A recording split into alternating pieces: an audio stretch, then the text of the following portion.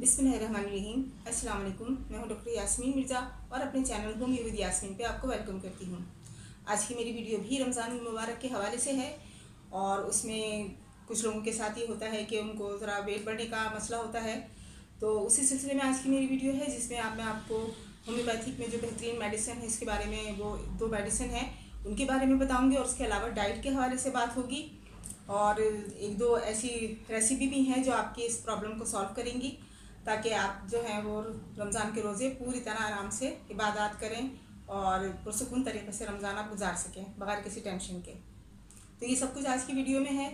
तो वीडियो शुरू करने से पहले अगर आप मेरे चैनल पर नए हैं तो मेरे चैनल को लाइक एंड सब्सक्राइब कर दीजिए और साथ लगे बेल आइकन के बटन को ज़रूर प्रेस कीजिएगा। तो वीडियो में स्टार्ट करते हैं। जैसे कि मैंने कहा कि रमज़ान के हवाले से है, तो रमज़ान का महीना अल्लाह की तरफ से हमारे लिए नेमतों बरकतों का महीना है, एक तोहफ़ा है हमारे लिए। और रोज़ा जो है वो एक तरह से हमें हेल्दी भी रखता है सेहतमंद रखने के लिए हमारे बहुत ज़्यादा इसका अहम किरदार है इसमें कि हम रोज़ा जब रखते हैं तो हमारा जो पूरा जिस्म होता है, हमारी पूरी बॉडी जो होती है वो एक तरह से प्योरीफाई हो जाती है। जिस्मानी तौर पे भी रोज़ा तरबियत हमारी करता है और रूहानी तौर पे भी। जिस्मानी तौर पर रूहानी तौर पर इस तरह करता है कि हमें बर्दाश्त का, सब्र का मादा पैदा होता है। ये रोज़ा हमें ये सबक देता है कि किस तरह हमें दूसरों का लोगों का एहसास होना चाहिए कि भूख प्यास का किस तरह बर्दाश्त करना चाहिए। और इस सिलसिले में रोज़ा बहुत बेहतरीन है कि इससे हमें इस चीज़ का सबक मिलता है और हिम्मत भी होती है। और जिस्मानी तौर पे इस तरह के ज़ाहिर रूटीन में तो हम 3 से 4 मरतबा खाना खाते हैं। नाश्ता होता है, फिर दोपहर का खाना होता है, रात का खाना होता है, फिर स्नैक्स होते हैं। चाय के टाइम भी बहुत से लोग चाय के साथ भी कुछ ना कुछ खाते हैं, जबकि रमज़ान में जो रूटीन होती है बिल्कुल चेंज हो जाती है। तो सिर्फ इफ्तार में और सहर में होता है और खाना होता है रात का, लेकिन दिन का जो बाकी टाइम, जितना टाइम का रोज़ा होता है उसमें ज़ाहिर कुछ खाया पिया नहीं जाता। तो उसमें जो है कि हमारी जो बॉडी होती है वो हमारी बॉडी के तमाम जो सिस्टम है वो एक तरह से एक्टिवेट तो रहते हैं, लेकिन उनको रेस्ट का मौका मिल जाता है, स्पेशली हमारे डाइजेस्टिव सिस्टम को, जो निज़ाम में हाज़मा है, क्योंकि सारे खाया पिया नहीं जाता। तो हमारे सिस्टम को रेस्ट इस तरह मिल जाता है कि वो एक तरह से हमारी बॉडी में जो हमारे सेल्स होते हैं, बॉडी सेल्स हैं, वो डैमेज हो रहे होते हैं या कुछ अंदर कुछ गड़बड़ हो रही होती है, तो उसको ठीक करने में लग जाता है वो सिस्टम, और वो बेहतर तरीके से अपना काम करता है इस हालत में जब हम खा पीने रहे होते हैं। तो इस तरह से जो होता है ये एक तरह से इसका बेनिफिट ये भी है रोज़े का। और उसके अलावा हमारी कुदरती तौर पे अल्लाह ने हमारे बॉडी में एक हीलिंग पावर दी है कि जब हम ये फास्टिंग के और रोज़े की हालत में होते हैं तो वो जो हीलिंग पावर होती है वो अपना काम शुरू कर देती है। हमारी बॉडी में जो भी अंदर डिस्टर्बेंस हो रही होती है, सेल डैमेज हो रहे होते हैं या वीकनेस हो रही होती है, उस चीज़ों को कवर करती है कुदरती तौर पे। तो ये तो हो गई रोज़े से मुतालिक बात, इसके फ़वाइद के मुतालिक।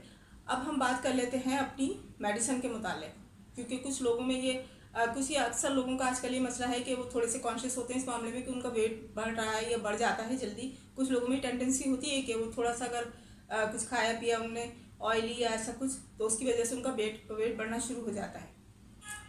तो उसके लिए होम्योपैथिक में बेहतरीन मेडिसिन है फाइटोला का बेरी क्यूमिन, और दूसरी मेडिसिन है फ्यूकस वेस। इन दोनों मेडिसिन को आप मिला के रख लीजिए और सहर के यानी सहर करने के बाद और अफ्तार में के बाद, यानी कि जब रात का खाना आप खाएंगे तो उससे पहले इसके 20-20 कतरे आप आधे गिलास पानी में या आधे कप पानी में आप मिला के पी लीजिए। तो आपकी ये प्रॉब्लम जो होगी, थोड़ा सा मेंटली भी आप ये थोड़ा रेस्ट में रहेंगे कि हाँ हम दवाई भी खाई है हमने और हमारा वज़न नहीं बढ़ेगा। लेकिन इसके साथ साथ आपको अपनी डाइट पर तवज्जो देनी होगी।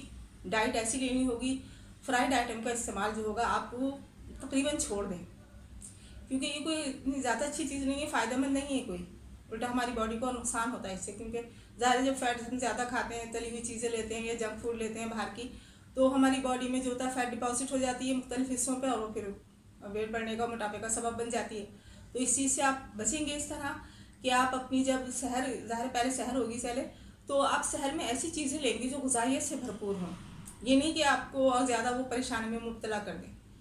तो उसके लिए ये है कि आप बेहतर करें कि आप पराठे वगैरह का इस्तेमाल ना करें सहर में, बल्कि आप होल ग्रेन का इस्तेमाल करें, जैसे कि जौ का आटा है, चक्की का आटा है, बेसन का आटा, इस तरह की चीज़ें इस्तेमाल करें जो आपके लिए फ़ायदेमंद भी हों और आपको एनर्जी भी दें।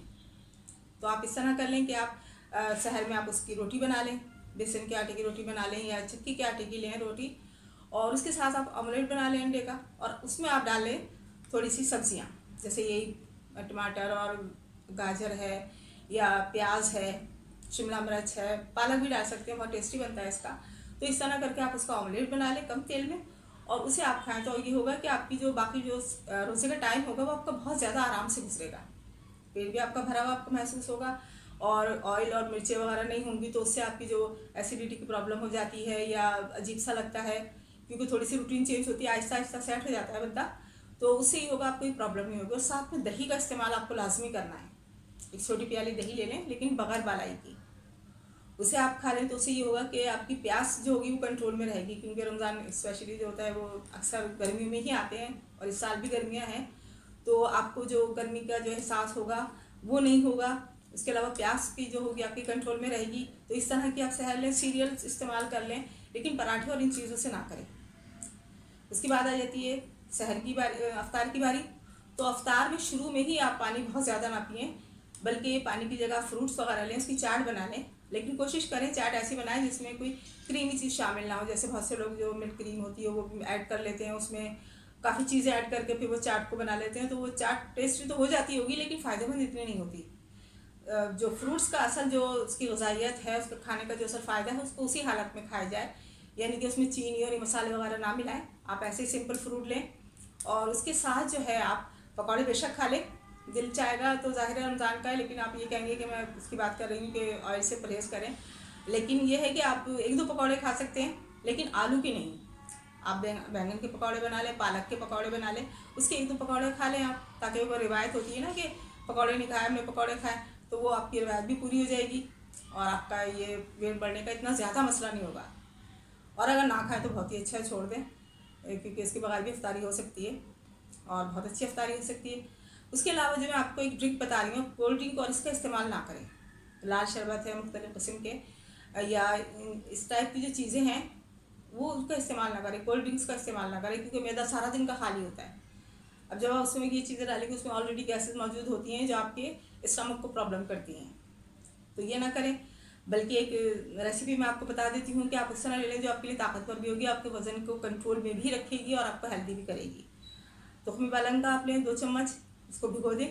ज़ाहिर है अफ्तार तो सबको ये होता है जल्दी से खाएं, तो अफ्तार से थोड़ी देर पहले उसे भिगो दें और फूल जाएगा, तो उसके अंदर आप थोड़ा सा पानी मिला के, और चीनी ऐड नहीं करेंगे उसमें, बल्कि उसमें हनी ऐड करें।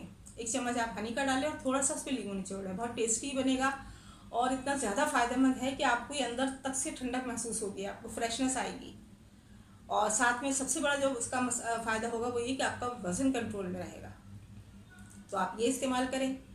और उसके अलावा एक दूसरी चीज़ है जो बहुत बेहतरीन है, और वो आपको करनी भी चाहिए, आम दिनों में भी कर सकते हैं, लेकिन अभी ज़्यादा रफ्तार रमज़ान चल रहे हैं, तो उसमें आप सौंफ और पुदीने की जो होता है कहवा, वो आप इस्तेमाल करें। उससे आपका स्टमक का प्रॉब्लम, आपकी पेट की जितने भी मसले हैं वो सारे आपके जो होंगे बेस्ट रहेंगे, डाइजेशन भी अच्छा होगा, और आप फील भी करेंगे बहुत बेस्ट, बहुत बेहतर आपको फील होगा, बिल्कुल हल्का फुल्का रहेंगे आप।